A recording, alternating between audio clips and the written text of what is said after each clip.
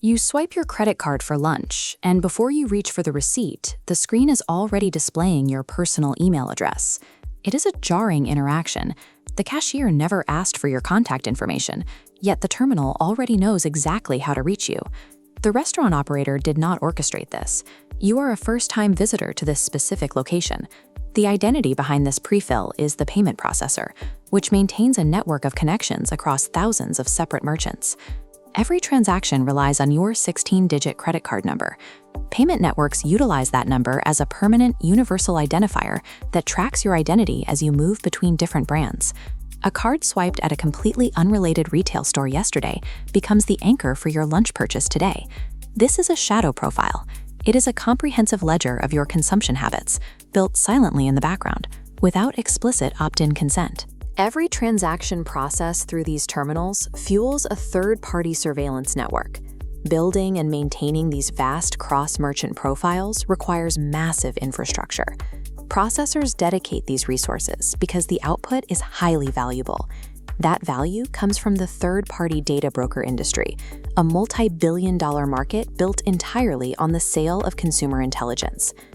Massive financial data aggregators like Yodlee routinely pull transaction data from tens of millions of Americans, compiling highly detailed records of where people shop and exactly how much they spend. Major global credit card networks operate on the same logic. MasterCard, for example, keeps detailed records of the spending habits of its credit card holders to monetize that intelligence through external data selling divisions.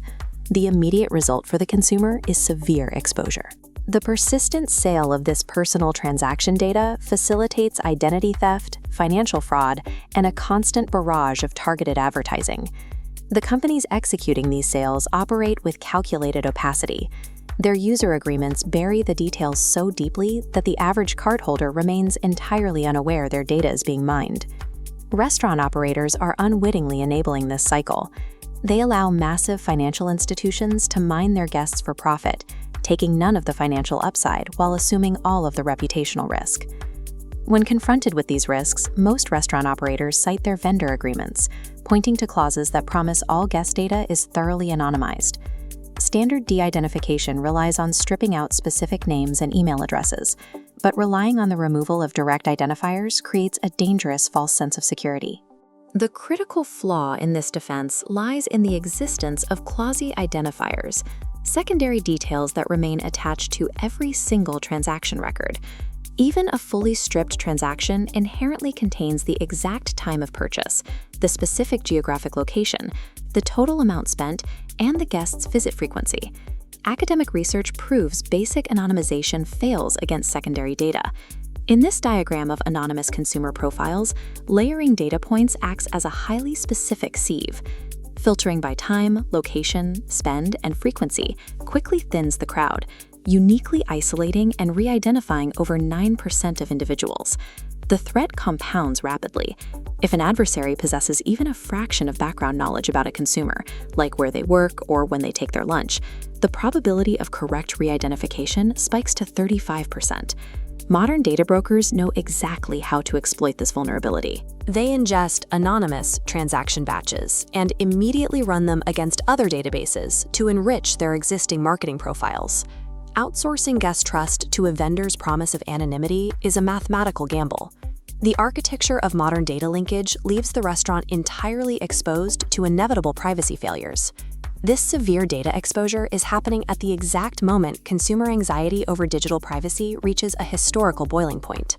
Recent polling data shows that 90% of consumers now explicitly demand that technology companies do more to protect their personal information from extraction. This intense public backlash has triggered rapid, aggressive action from federal regulatory agencies. The FTC is explicitly targeting third-party intermediaries, investigating the precise mechanics of how these companies use algorithmic surveillance to track consumer behaviors and shopping history. State-level legislation adds compounding pressure. Frameworks like the California Consumer Privacy Act and the European GDPR are enforcing strict consent requirements, backed by harsh financial penalties. This regulatory environment exposes a massive operational vulnerability. The vast majority of restaurant operators cannot articulate exactly what data their point of sale collects, nor who it legally shares that data with. Major data breaches affecting millions of guests have already hit the restaurant industry. Those failures carry massive costs, paid out in severe reputation damage and direct legal settlements. Regulators are hunting data brokers, guests feel increasingly surveilled, and the ignorant operator is caught directly in the crossfire, absorbing the legal liability. Ignorance of a payment processor's complex terms of service is no longer a viable legal defense. Operators must take immediate action. The first step in the playbook is to initiate a ruthless, immediate audit of your internal data flows to eliminate these operational blind spots. Start with the most vital diagnostic question. Exactly what specific data is being captured by your terminal during a single guest transaction? Next, determine how that specific data is being divided between local storage on your own network and the processor's external servers. Finally, identify which of these permanently stored data points are actively being linked back to a customer's personal identity. Review your processor agreements meticulously. You must uncover whether cross-merchant aggregation is turned on for your terminals by default. Mapping this exact data architecture is the only way an operator can surgically separate their legitimate business requirements from the payment processor's surveillance desires. Once the data flow is mapped, operators must implement the standard of minimal collection. This is your primary defense against data broker exploitation. Stop capturing non-essential information. If a phone number or email address isn't strictly required to close the ticket, do not ask for it.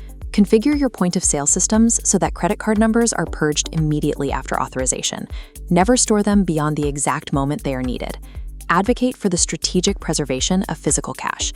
Eliminating it entirely forces your guests into a fully digital, highly tracked environment against their will. If you run a strict opt-in model, an opt-in model is honest commerce. Guests explicitly and consciously trade their data for clear, tangible rewards, executing a transparent value exchange. Deliberate data limits and transparent consent transform privacy into an unassailable competitive moat.